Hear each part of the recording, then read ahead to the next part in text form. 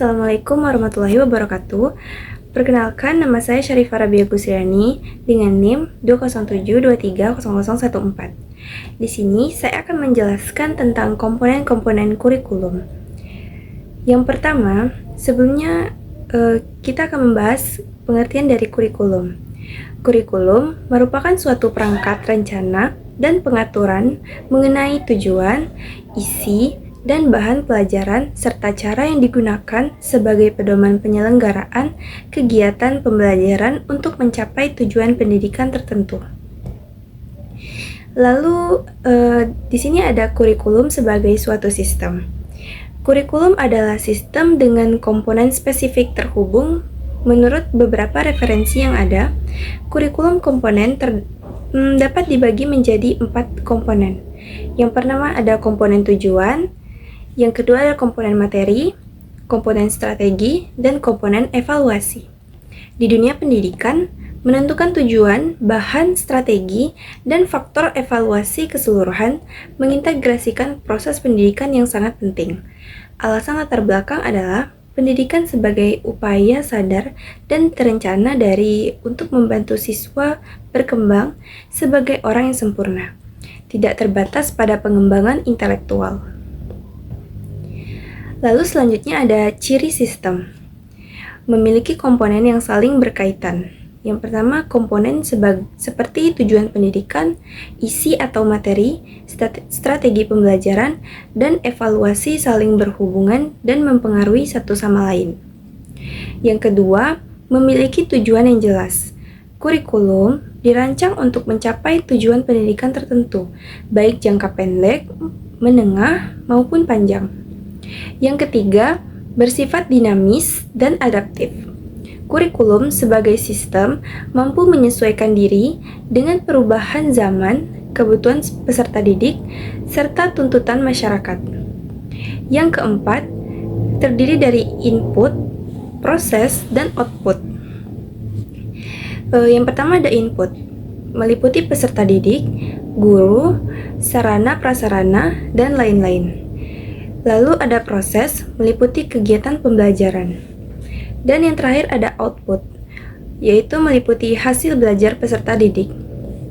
Selanjutnya kelima ada dapat dievaluasi dan diperbaiki.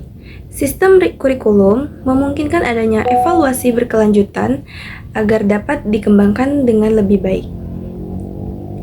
Lalu kita masuk ke komponen kurikulum. Komponen kurikulum adalah bagian-bagian utama yang saling berkaitan dan membentuk satu kesatuan sistem dalam perencanaan dan pelaksanaan pendidikan. Komponen-komponen ini menjadi dasar dalam merancang dan melaksanakan proses belajar mengajar agar tujuan pendidikan dapat tercapai secara efektif. Dengan kata lain, komponen kurikulum adalah unsur-unsur penting yang harus ada dalam suatu kurikulum agar pembelajaran bisa berlangsung dengan baik dan terarah. Komponen-komponen kurikulum yang biasanya terdapat dalam sistem pendidikan formal, misalnya kurikulum Merdeka, kurikulum 2013, dan lain-lain. Yang pertama ada tujuan pendidikan, merupakan arah atau sasaran yang ingin dicapai melalui pelaksanaan kurikulum. Tujuan ini bisa bersifat umum, seperti membentuk manusia yang beriman, berilmu, dan berakhlak mulia. Khusus seperti tujuan pembelajaran suatu mata pelajaran tertentu di jenjang kelas tertentu.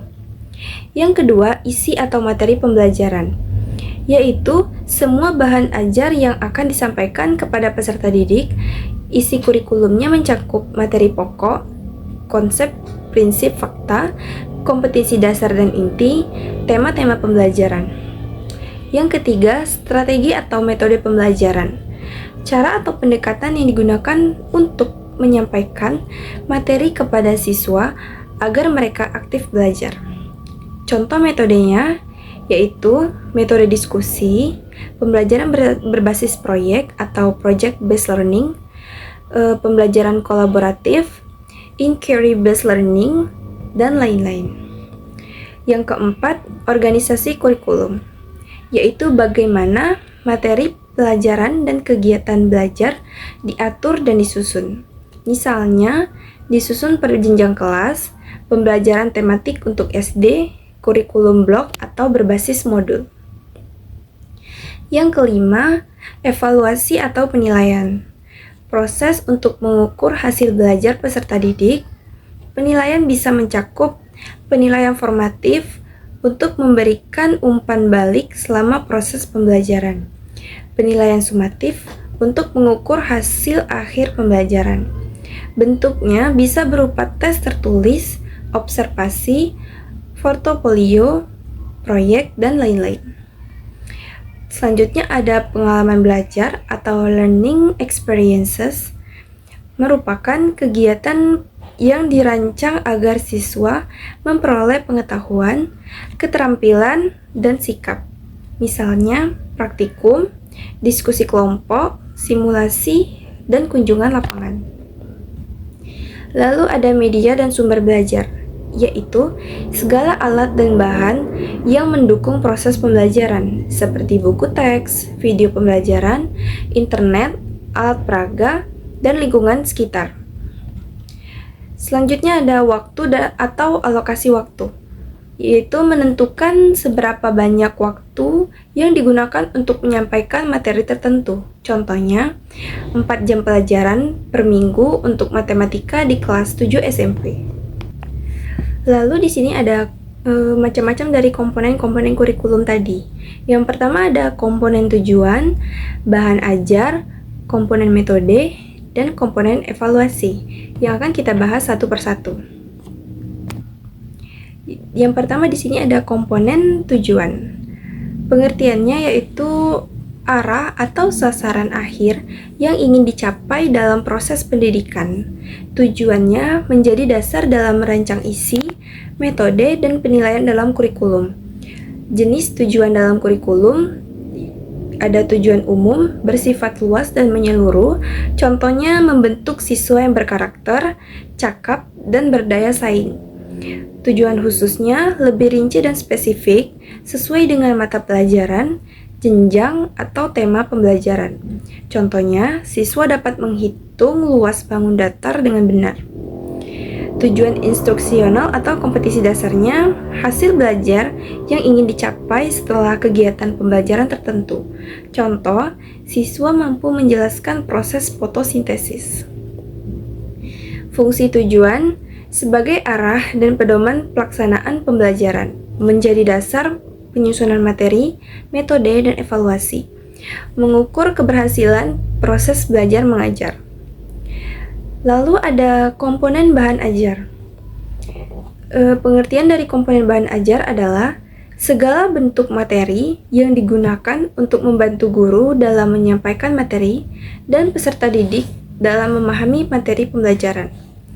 Jenis bahan ajarnya yang pertama ada tertulis, seperti buku pelajaran, modul, LKS atau lembar kerja siswa, dan ringkasan materi.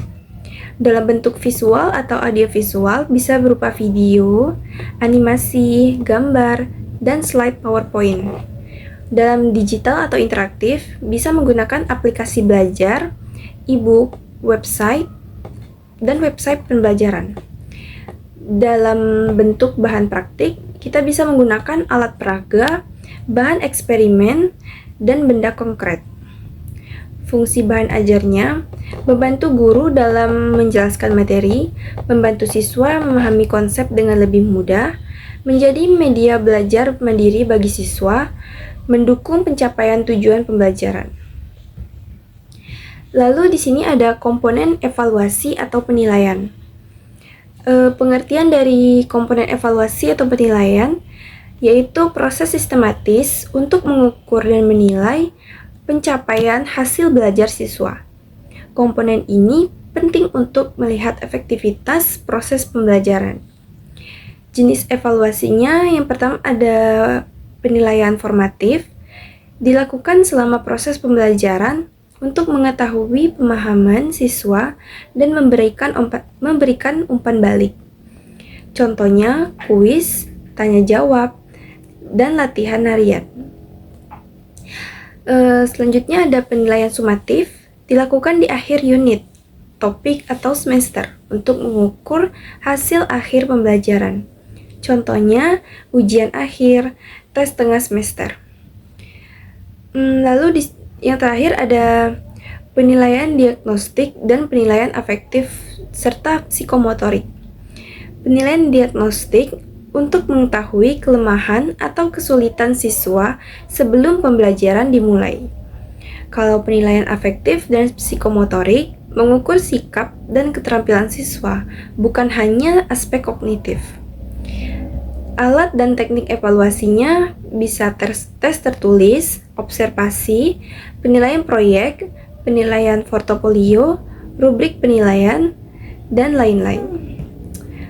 Fungsi evaluasinya mengukur ketercapaian tujuan pembelajaran, memberikan umpan balik bagi guru dan siswa, menentukan tindak lanjut pembelajaran sebagai dasar pengambilan keputusan seperti naik kelas, remedial, dan lain-lain. Oke, kesimpulan dari materi tadi, kurikulum merupakan program pengajaran yang harus disusun sesuai dengan tujuan, kebutuhan, kondisi, dan perkembangan. Komponen kurikulum mencakup isi, proses, dan